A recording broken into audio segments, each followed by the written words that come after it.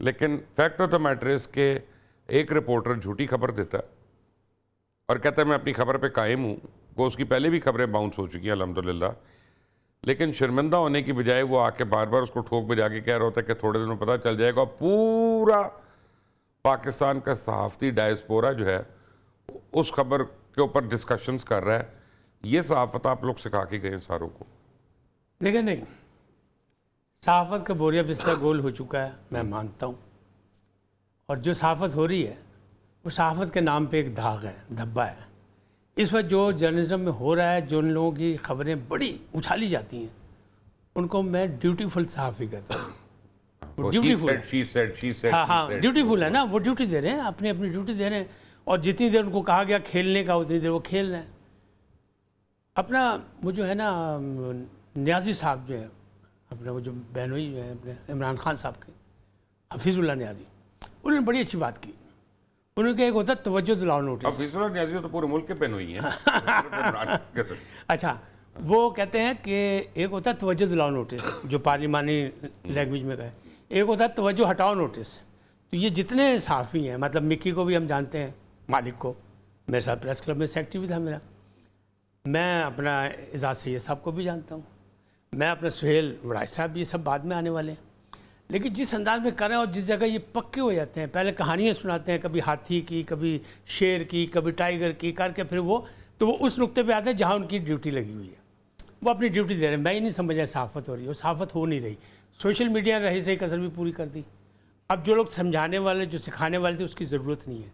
क्यों? एडिटर का तो इदारा ही खत्म हो गया। हाँ, नहीं, ज़रूरत इसलिए नहीं कि अब तहकीकी रिपोर्टिंग होती नहीं। मैंने एक शुरली छोड़ी, आपने देखा नासिर नकवी ने कह दिया, वो पकड़ो जी, और फिर आप कह रहे हैं नासिर नकवी तो बहुत सीनियर है और ये है और हमारे उस्तादों में से फलाना, अब उसको कैसे हम रिजेक्ट कर सकते हैं, हम कैसे उसकी मजम्मत कर सकते हैं, हम कैसे उसकी ये कोई जवाब नहीं है। जवाब लाएँ आप तहकीक करके कि ये चीज़ें ऐसे हैं, लिहाजा हम कह रहे हैं कि नासिर नकवी साहब गलत कह रहे हैं। चाहे मुझसे सीनियर है, लेकिन उन्होंने चाक मारी है, शुरली छड़ी है, और सिर्फ लोगों की तवज्जो हटाने के लिए। आपने पहले ही जैसे इब्तदाइये में कह दिया, वो बड़ी अच्छी बात की आपने कि मईशत का मामला है, बाकी मामला है, जंग फिर सर पे पड़ी हुई है और कोई उधर नहीं, तो तवज्जो हटाओ, अपना अपना काम करो, निकलो, डंग टपाओ पॉलिसी। तो इस तरह हो रही है सहाफ़त। कोई सहाफ़ी 6 माह वाला जो सहाफ़ी है, सतमाया सहाफ़ी, वो कहता है सीनियर सहाफ़ी, और जाके मिलता है वो सबसे। तो अजीबो गरीब एक अफरा तफरी है। क्यों? कि तालीम के साथ तरबियत चाहिए होती है, चाहे वो जर्नलिज्म हो, चाहे वो मईशत हो, चाहे कहीं भी हो, तरबियत चाहिए होती है। इन लोगों की तरबियत नहीं हुई। अच्छा, पंजाबी जी कहने आरले से गिरे बच्चे ने, आरले तो डिग पे ने, आ गए ने, चूँ चूँ कर रहे ने। तो ये गलत हो रहा है, इनके पास है कुछ नहीं। अगर आसिफ अली जरदारी, जिसकी वजह से ये हुकूमत बनी, जिसने अदम एतमाद करवाया, सब लोग कह रहे थे नहीं अदम एतमाद नहीं करना, तोड़ दो असम्बलियाँ, तोड़वा दो, ये वो मौलाना साहब भी कर रहे थे, पीर सियासत। लेकिन अब कह रहे हैं कि आसिफ अली जरदारी घर जा रहा है। एक बहस शुरू कर दी उन्होंने, कैसे जा रहा है, किसी के पास कोई वो नहीं है। पिछली हुकूमत 16 माह की भी आसिफ अली जरदारी की वजह से थी, अब भी हुकूमत में वो बराबर एक सुतून मौजूद है, और 2027 तक तो कोई मसला नहीं है। आप कितनी मतलब अजीबो गरीब गैर जिम्मेदाराना रवैया कर रहे हैं कि एक बंदा जिसके पास जो फील्ड मार्शल है, जिसे अल्लाह ने इज्जत दी है, आप कह रहे हैं कि वो सदर बनने लगा, और मैं अपनी रिपोर्ट पे कायम हूँ। देखिए ऐसी कौन सी रिपोर्टें होती हैं? दिलेरे ये देखें कि मैं अपनी रिपोर्ट पे कायम हूँ। मेरे पास जो है, मैं तैयारी देखी ऐसे जैसे कोई कागज़ पे उन्हें नक्शा देख के आए हैं। भाई उसे क्या ज़रूरत है? पूरी दुनिया में उसकी वाह वाह हो रही है, 27 तक उसके पास टाइम भी मौजूद है, नहीं जो वो सदर बनने जा रहा है। सब ऐसी ही बकवास है। सत्तार खान साहब, मैं आपको मोहतात अंदाजे के मुताबिक बताता हूँ, 4 दिन जो हमारा एक लड़ाई रही हिंदुस्तान के साथ, उनका जितना मर्जी नुकसान हुआ, लेकिन हमारा कम से कम 1 से 1.5 बिलियन डॉलर हमारा भी लगा। यकीनी ये भी लोगों को पता होना चाहिए। और अगर अब ऑपरेशन सिंदूर पार्ट 2 होता है और वो 8 से 10 दिन तक जाता है, तो तैयार रहें कि 15-16 बिलियन डॉलर लगना है आपका मिनिमम, क्योंकि उससे इंटेंसिटी ज़्यादा हो जाएगी, ऑब्वियस ही बात है। तो रिजर्व में तो आपके पास नहीं है 17 बिलियन डॉलर कि आप इधर पहले जंग लड़ लें और फिर वो कर लें। तो पाकिस्तान में लगता है किसी को परवाह ही नहीं है कि कल को कुछ हो गया कि अल्लाह बेहतर करेगा, तो वो अल्लाह तो करेगा। आप खुद क्या कर रहे हैं यहाँ पे? क्यों हमारा ये एटीट्यूड है? काफ़ी हम लोग जा चुके हैं एक तस्वराती दुनिया में। हमारे ज़माने में जर्नलिज्म होती थी तो लोगों के पाँव उस ज़मीन जमाने पे, में क्या आप फौत हो गए हैं? आप अभी भी आप मतलब हैं? मैं 1935 की बात कर रहा हूँ, अच्छा। पाकिस्तान बनने से पहले की बात कर रहा हूँ, और मुझसे 12 साल बड़े थे नकवी साहब। तो अब उनकी उम्र पे ना जाइएगा आप। तो हमारे दौर में ये था कि कुछ भी हो जाए, हवा में उड़ना या तसव्वुराती दुनिया में जाना बहुत कम होता था लेकिन इतना नहीं होता था। अब तो ऐसे लगता है जैसे ख़ास तौर पे सोशल मीडिया के आने के बाद अब सारे के सारे हमारे लोग जो ये हैं नहीं ना, अब टेबल पे बैठ के स्टोरियाँ।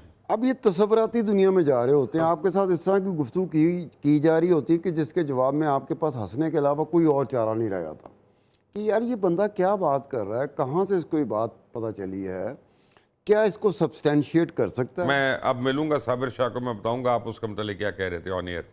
अच्छा, साबिर शाह के मुतल्लिक आप ये चाह रहे हैं कि जो आपकी और साबिर शाह की जो एक इस वक्त कोल्ड वार चल रही है, हाँ, वो चाह रहे हैं कि सत्तार खान और साबिर शाह के दरमियान शुरू हो हॉट जाए, वॉर हो जाए ना, हॉट कोल्ड वार हो वॉर जाए। से। चलिए ठीक है, वो देख रहे होंगे। कहने का मतलब ये है कि अगर आपको जिस तरह का माहौल बन गया हुआ ना, जिस तरह के लोग हैं, लोग आपसे उम्मीद बुला क्या करते हैं, मुबश्शिर लुकमान है एक एंकर, ये मेरे पसंद की बात करेगा।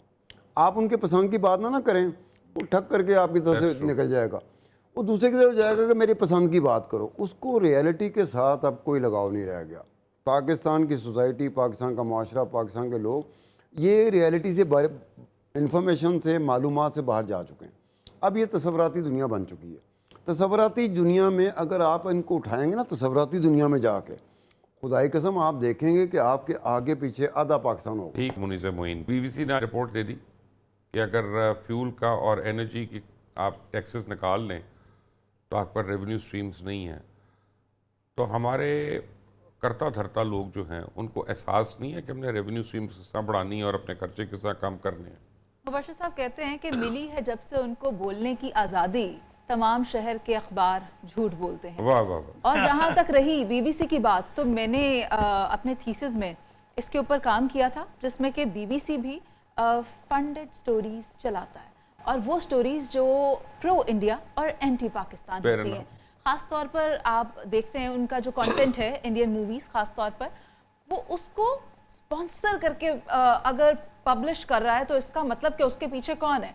और खैर जो आप मैं फिगर आपकी बात मान लेता अगर आज से 4 महीने पहले बीबीसी बैन ना हुआ था इंडिया में और उनके ऊपर केस भी कर क्या दिया पता था कि वो भारत ना हो, वो sponsored by some other country हो। हाँ ये अलग बात है, अब ये मुझे नहीं पता, लेकिन ये है कि भारत ने उनके ऊपर बैन सर भी लॉबी लगाया तो है ना, भारत की भी अपनी एक लॉबी है, हो सकता है कोई और और हो। पिछले साल भी बैन किया था। बात ये है कि जो फिगर आप कोट करें कि ये वही फिगर है या नहीं है, मगर नुकसान तो उठाना पड़ेगा ही ना। हमारी इन्वेस्टमेंट होगी और हमें अगर एक पॉजिटिव रिजल्ट चाहिए, जैसा कि मार्का हक या बुनियानम मरसूस में हमने अचीव किया, तो उसके लिए हमें कुछ इनपुट तो डालनी है। और इसके लिए हुकूमत को ज़्यादा काम करने की ज़रूरत भी इसीलिए है कि हमें पता होना चाहिए कि हमारे पास क्या है। अगर हम इंडिया के साथ किसी वॉर में जाने लगे दोबारा से, नहीं तो हमारे ऊपर के लोग जो हैं, फ़र्ज़ करें मैं आपको बता सकता हूँ कि 150 के करीब ऐसे डिपार्टमेंट्स हैं और कई ऐसी वजारतें हैं जो 18वीं तरमीम आने के बाद रिडंडेंट हो गई हैं।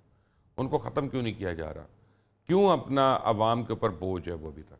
तो ये जैसा कि हमने पहले तय किया था कि हम किन चीज़ों पर बात करने जा रहे हैं, तो उसी में आ रही है। अगर 27वीं तरमीम हो जाती है तो फिर इसके ऊपर भी गौर किया जाएगा। 2010 की 18th अमेंडमेंट हो या फिर वो 2024 के अंदर जो इन्होंने अमेंडमेंट की है, तो फिर हर चीज़ के ऊपर कंसिडर करेंगे दोबारा से काम करने के लिए, और उसे नाम दिया जाएगा मुल्की मुफाद में ये चीज़ें हम करने जा रहे हैं। 1973 के आइन को कितनी बार बदलेंगे, उसमें कितनी अमेंडमेंट्स लाएंगे, ठीक है वक्त की ज़रूरत होती है, लेकिन आप देखें कि मुल्क की ज़रूरत क्या है।